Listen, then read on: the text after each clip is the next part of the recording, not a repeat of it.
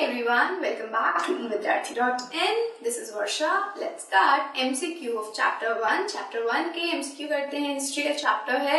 Chapter का नाम है What, When, How and Where. So इस चैप्टर के हम MCQ करते हैं. ये सारे MCQ आपको हमारी ऑफिशियल वेबसाइट evidyarthi.in पे अवेलेबल है. So you can freely access it. आप आराम से इसे एक्सेस कर सकते हैं. फर्स्ट क्वेश्चन है Which rivers bank did the people live along in the ancient time? पुराने समय में बहुत पहले किस रिवर के किनारे लोग रहा करते थे? पहला है गंगा, दूसरा है नर्मदा, तीसरा है Sutlej and the fourth one is none of these.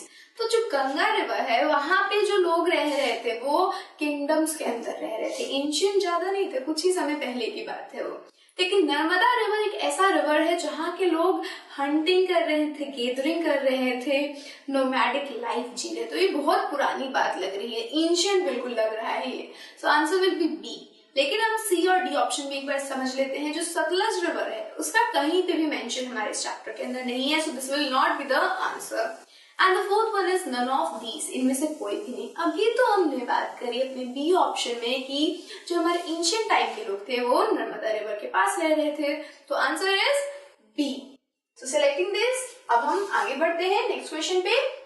On which river's bank the cities develop about 2500 years ago. किस नदी के किनारे 2500 साल पहले सिटीज डेवलप हुई, राज्य बसे? तो ऑप्शन देखते हैं पहले. Ganga, Yamuna, Narmada, all of these.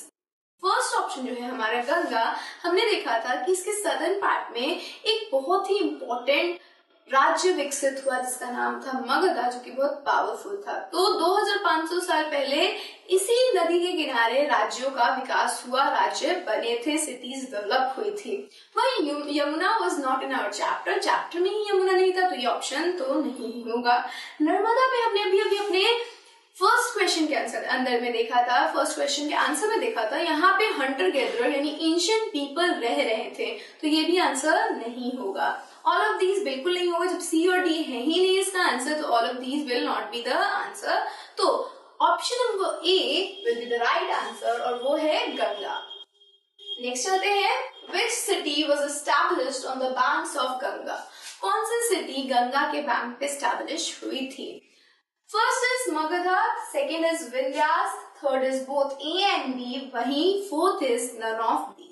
Magadha जो है हमारा वो हमने देखा था गंगा के सदर्न साइड पे है, सदर्न एरियाज में है. वही विंध्य तो एक रेंज का नाम है, हिल का नाम है, और ये नर्मदा रिवर के पास है. तो ये तो हिल है, तो ये तो बिल्कुल नहीं हो सकता. तो अगर बी नहीं हो सकता तो बोथ ए एंड बी तो करेक्ट ऑप्शन बिल्कुल ही नहीं है. नन ऑफ दीज भी नहीं होगा क्योंकि हमने देखा मगधा तो कहाँ पे है, गंगा के सदर्न पार्ट में लाई कर रहा है. तो answer is A, that is Magadha. Next चलते हैं. How did merchants travel? कैसे मर्चेंट ट्रैवल कर रहे थे? ऑप्शन ए है आपके पास with caravans, ships, both A and B and none of these. तो पहला आपके पास ऑप्शन है कि कारवां से, जो जैसे कि बुल कार्ट्स हो गए, अपने साथ साथ सारी चीजें लेके चलते थे वो, या फिर शिप में जो कि नदी के टाइम पे या फिर नदी के लिए या फिर वाटर बॉडीज के लिए यूज हुआ करती थी, या फिर दोनों ही तरीकों से, कारवां से और हमारे शिप्स के थ्रू. And the fourth one is none of this. इनमें से कोई भी नहीं. तो हमने देखा था कि यूजिंग कैरावान्स एंड शिप्स, यानी कि कारवा के सहारे वो लोग लैंड पे, रास्ते पे जाया करते थे, ट्रैवलिंग करते थे. वहीं शिप्स का यूज वो वाटर बॉडीज के अंदर ट्रैवल करने के लिए करते थे. So both A and B will be the right answer. So therefore C is the correct option. Next चलते हैं. From where did the Iranians and the Greek come? Iranians और ग्रीक कहाँ से आए थे? हमें ये बताना है. North west, north east, north south या नन ऑफ दीज. अगर इंडिया का देखिए बात, सो इंडिया के कॉन्टेक्स्ट में बात हो रही है. नॉर्थ वेस्ट के अंदर कौन कौन सी कंट्रीज आ जाती है हमारे?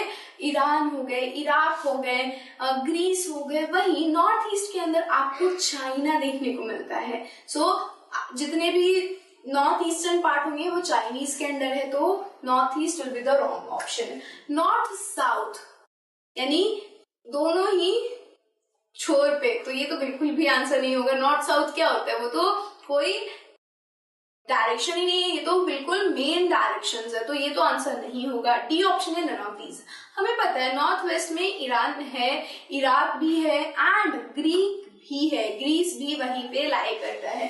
सो नॉर्थ वेस्ट यानी A option will be our correct answer. Next चलते हैं, where was the manuscript written? कहाँ पे manuscripts को लिखा गया था? ऑप्शन है on palm leaves, on people leaf, on banana leaf, on Tulsi leaf। जो पाम लीव्स होते हैं वो कैसे पत्ते होते हैं, बड़े ऐसे ऐसे होते हैं ना, मतलब काफी ज्यादा, और फिर बीच में पोर्शन होता है जो जहाँ पे लोग आसानी से लिख सकते हैं। पीपल के लीफ क्या होते हैं, छोटे छोटे पत्ते होते हैं। वही बनाना के जो लीफ होते हैं इतने बड़े बड़े, स्टोर करने में बहुत प्रॉब्लमैटिक हो जाएंगे। और तुलसी के तो बिल्कुल इतने उसके ऊपर लिख भी नहीं पाएंगे। So the answer will B कि वो ऐसा लीफ होना चाहिए जिसके ऊपर हम आसानी से लिख सकें, उसको स्टोर भी हम आसानी से कर सकें। तो ऐसा पत्ता कौन सा है, पाम लीफ है।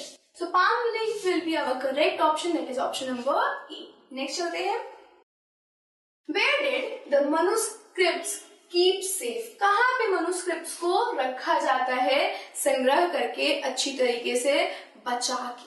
So the options are in temples and monasteries, in museums, both A and B and none of these. तो manuscripts जो थे वो पहले के टाइम में, एंशिएंट टाइम में हमारे टेम्पल्स और मोनेस्ट्रीज के अंदर रखे जाते थे और वहीं पे उन्हें सेफली रखा जाता था। पहले के टाइम में कोई म्यूजियम का कंसेप्ट नहीं था, so museum will not be the correct option. Both A and B नहीं हो सकता, नन ऑफ दीज भी नहीं होगा। Option A will be the right answer. Next चलते हैं, हु आर हिस्टोरियंस? हिस्टोरियंस कौन होते हैं? हु स्टडीज पास्ट, जो कि पास्ट को पढ़ते हैं यानी हमारे इतिहास को पढ़ते हैं। वो स्टडी प्रेजेंट, जो अभी चल रही है घटनाएं उनको पढ़े, या जो फ्यूचर पढ़े। तो हिस्ट्री क्या है, story of the past, story है पास्ट की।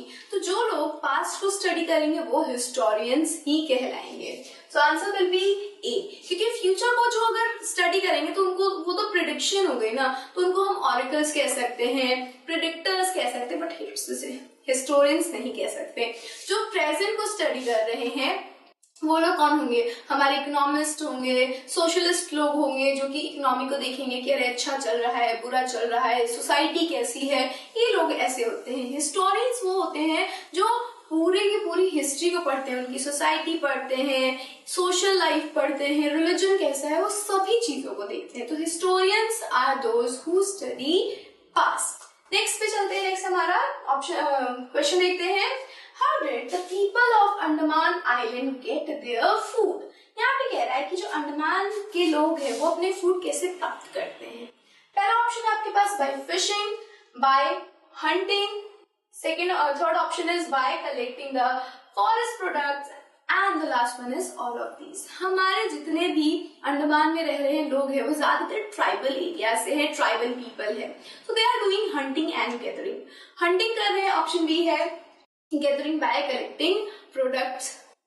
कौन से प्रोडक्ट्स, फॉरेस्ट प्रोडक्ट। तो इन प्रोडक्ट को भी वो कलेक्ट कर रहे हैं, लेकिन साथ ही साथ अंडमान है यानी कि सी के पास है, वाटर बॉडी के पास है, यानी फिश की अवेलेबिलिटी ज्यादा है, तो ये फिशिंग भी करते हैं। So these all are the right option, so all of these will be the right option. Option number 4 is correct answer. Next चलते हैं, what help us to find out the records of hunter, fishing, fox, etc. कौन हमें बताता है किसके पास records होता है, Hunter जो हंटिंग कर रहे हैं, शिकारी होते हैं, जो लोग मछलियां पकड़ते हैं, उनके बारे में हमें कौन बताता है, कैसे पता चलता है? थ्रू आर्कोलॉजी, ऑप्शन ए है, बी है एस्ट्रोलॉजी, सी है बायोलॉजी और डी है हमारा ऑल ऑफ दीज। एस्ट्रोलॉजी क्या होती है?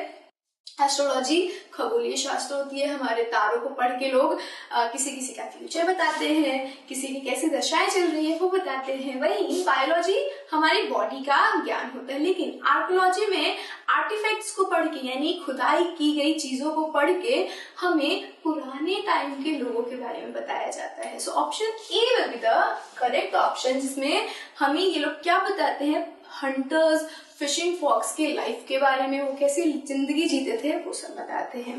So the next question is, when did agriculture start? कब एग्रीकल्चर शुरू हुआ था? ऑप्शन ए है आपके पास 44,700 years ago, 2,500 years ago, you have 8,000 years ago, 5,500 years ago. So these are the 4 options. Option number C will be the correct answer, क्योंकि हमने पढ़ा था कि 8,000 साल पहले सुलेमान कृतहार रेंज के पास हमारी एग्रीकल्चर प्रैक्टिसेस स्टार्ट हुई थी. So ये जब हम अपने नोटबुक से, अपने बुक से जब हम देख के पता कर सकते हैं, तो इन सबको हम क्यों देखें, हमें तो पता है 8,000 में हुई थी स्टार्ट. ठीक है, so option C will be the right answer. Next question है, in which language were the manuscripts written, किस लैंग्वेज में मैन्युस्क्रिप्ट्स को लिखा गया था. First is Sanskrit, second is English, third is Hindi and fourth one is none of these. जो हमारा English है और जो हमारी हिंदी है वो कंटेम्प्रेरी लैंग्वेज है, यानी आज की लैंग्वेजेस है. वही संस्कृत क्या है, संस्कृत एंशिएंट लैंग्वेज है, काफी पुरानी लैंग्वेज है. तो जितनी भी मैन्युस्क्रिप्ट्स होती है वो ज्यादातर संस्कृत लैंग्वेज में लिखी गई होती है. So answer A will be the right option. कोई भी बुक आप उठा के देख लो, 200 साल पहले की ही आप बुक उठा के देखोगे, यू विल फाइंड कि ज्यादातर जो लैंग्वेज का यूज होगा वो संस्कृत टर्म्स का होगा. So Sanskrit will be the right answer. So हमने सारे क्वेश्चन 12 के 12 कर लिए हैं. अब हम रिजल्ट देखते हैं. तो रिजल्ट पे जाएंगे, विल सी कि हमने 12 के 12 क्वेश्चन सही किए हैं. अगर हम सही 12 क्वेश्चन करेंगे तो हम 12 पॉइंट कलेक्ट करेंगे. साथ ही साथ आपने कोई गलत क्वेश्चन किया होगा, सो यू विल सी कि आपने कौन सा क्वेश्चन गलत किया होगा एंड उसके आपको आंसर भी पता चल जाएगी. So this is all about this chapter. I will see you in the next video, जिसमें हम नेक्स्ट चैप्टर के MCQs को डिस्कस करेंगे. So till then, stay safe, stay learning. Bye bye.